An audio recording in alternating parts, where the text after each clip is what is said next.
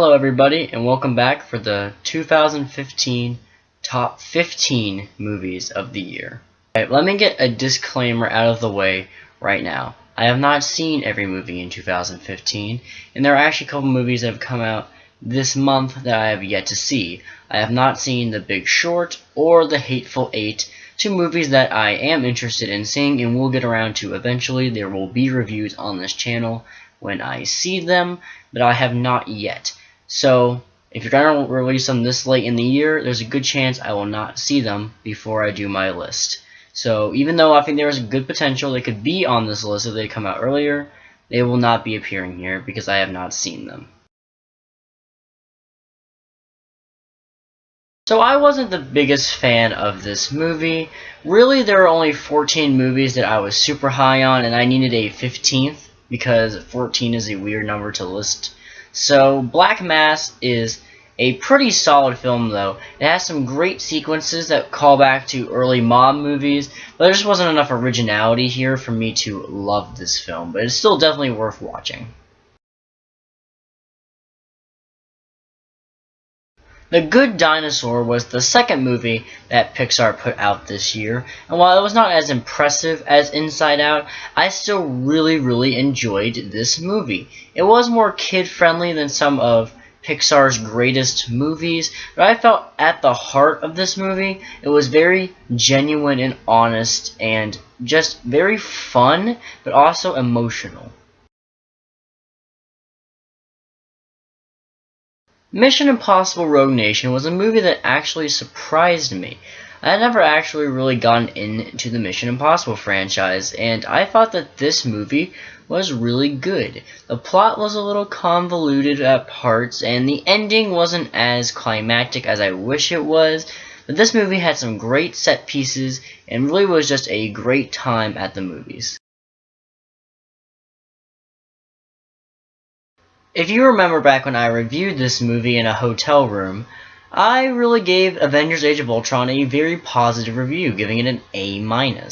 Now, upon rewatching the film, I significantly liked it less. I did not think it was nearly as good the second time around, but this movie is still a lot of fun, and it's enjoyable enough where I can put it decently high on this list.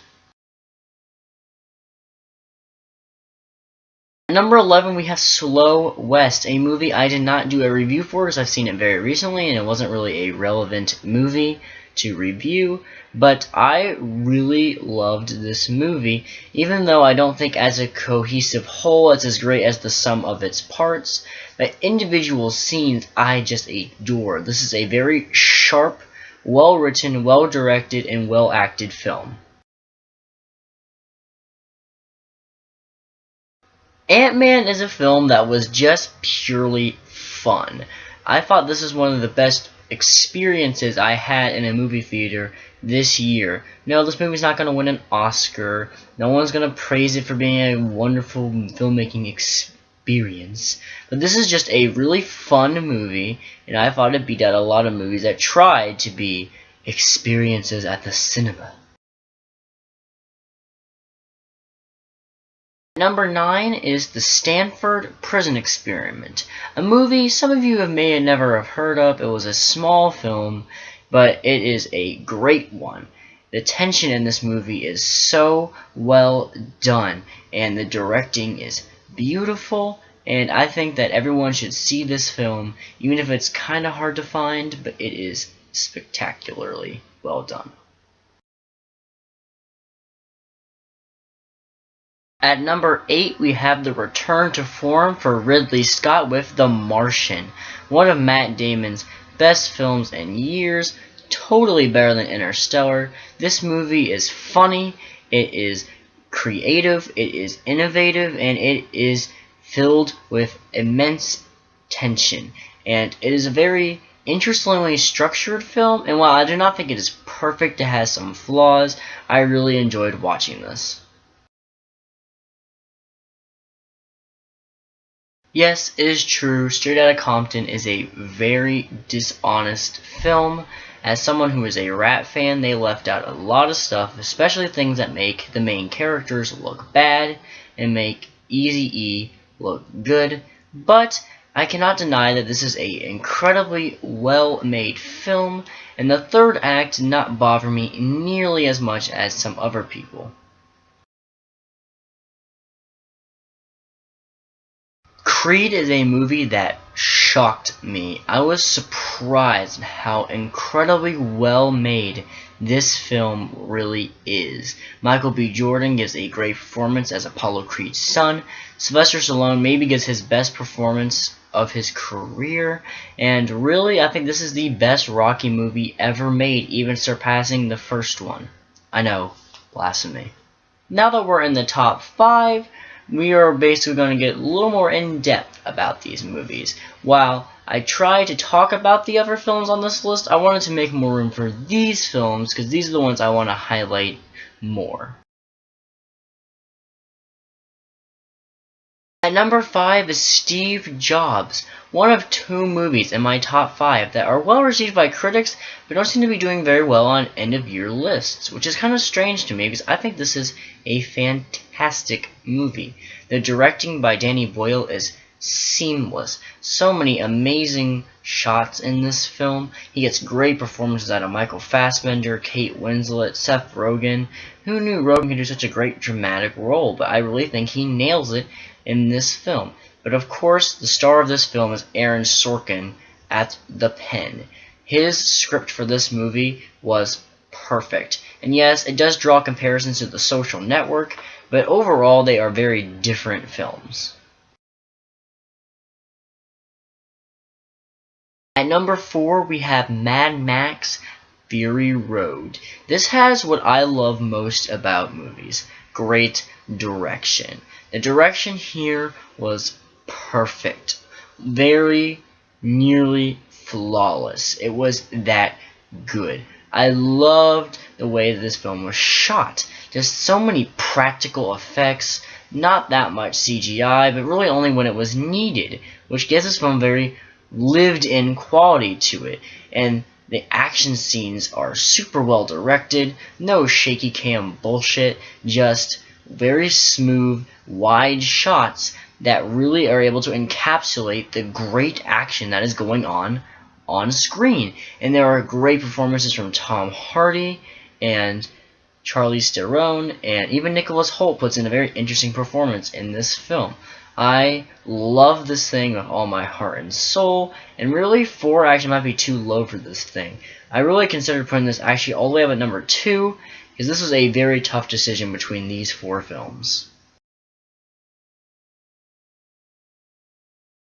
This is the other movie I mentioned in that Steve Jobs section. I really loved this movie, and I thought Pixar came back with a vengeance after putting out some kind of mediocre to bad movies, especially Brave, which was just god-awful. But this movie was the opposite of that.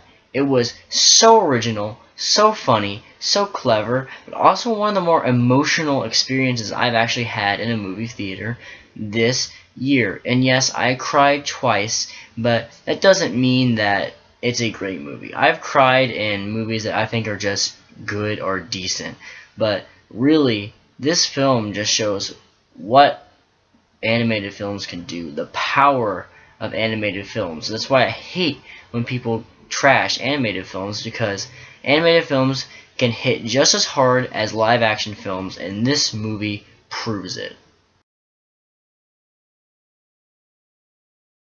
At number 2, we have what, in my opinion, is objectively speaking the best film of the year, but not my favorite film of the year, and that is Spotlight. I thought this movie was amazing. The little trick that the movie has, and it really does really work out in its favor, is that you may think this movie is a procedural.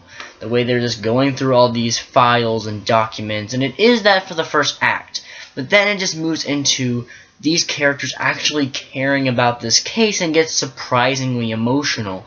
And it's a device that I think the movie pulls off perfectly, and it makes the movie very impactful. I was shocked and kind of stunned by the end of this movie, and unfortunately there was one of these scandals in my state, not my city, thank God, but I just thought this was a great movie. But like I said, even though I think it's the best movie of the year, objectively speaking, it is not my favorite, because my favorite is... Was there ever really any doubt? Yes, Star Wars The Force Awakens is my favorite movie of 2015. Not the best made movie, maybe. That's just an opinion. I think it is still a great movie, objectively, and I think this is still one of the best films of the year. But this is my list, and it's my favorite movies. And there is definitely not an experience I enjoyed more than seeing Star Wars Episode 7. Because I was so excited for this movie, and it actually defied my expectations. And I just think that the movie is fantastic. One of the best Star Wars movies ever made. I think it's even better than Return of the Jedi. And I think for that to happen proves that it's a great movie, because it really made me care about these new characters. And I think that even though it's a little similar to Episode 4, that I don't think it gets in the way of the enjoyment of this film. Kylo Ren especially is not the kind of character that you expect. He was the surprise of this movie. He is actually a character. He's not just an evil bad guy going around slaughtering people. And Rey is the best. I want to be her best friend. Finn was hilarious. And all of the old actors were good in this movie. Carrie Fisher probably the weakest, but she was still fine to me. And Harrison Ford's Han Solo just brings it again, and it was so great to see that for the 4th time. I just loved this movie so much, and I'm just going to stop, because all I can do is just gush about this movie. I will go on and on about this movie, because it is my favorite film of 2015. Thank you all for watching. This is a kind of a longer video. I tried to make it shorter than last year. And just looking forward to doing more reviews in 2016. Hopefully it'll be a better year than this year. I was kind of disappointed with a lot of films this year. I will talk about that in my video that I did last year. I did a video called The Disappointing Movies of 2014. I'm going to be doing that again this year. So look forward to that. And really, I'm just looking forward to doing some great stuff in 2016. You can follow the Filmscar on Twitter at this boom boom boom, and you can subscribe below. Comment what was your favorite movies of 2015. Thank you all for watching again, and I hope to see you soon.